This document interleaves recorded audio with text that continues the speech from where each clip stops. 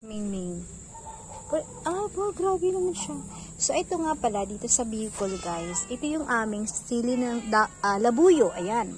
May sili ng labuyo. Ang dami nitong mga bulaklak. So, ito yun. Yung bunga ng sili ng labuyo, talagang napakaanghang. O, to meron dito, guys. So, tingnan nyo, oh. May sili. Ay, ano ba to? Iba.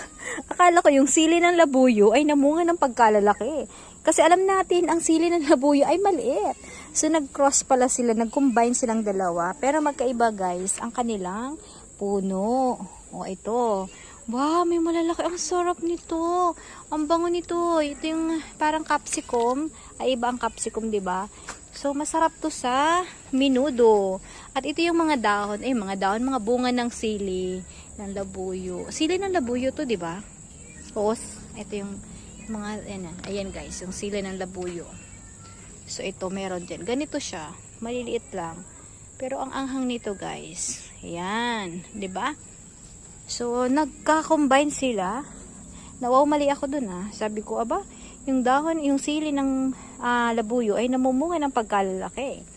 At ito naman, dito din, meron din silang green. Hindi pala ito sili. Labuyo ba to? Ang labuyo kasi, guys, sobrang liliit niyan. Meron nga tinatawag ng sili, demonyo na sili ba? Yun. Sobrang liit nun, pero sobrang anghang. Talagang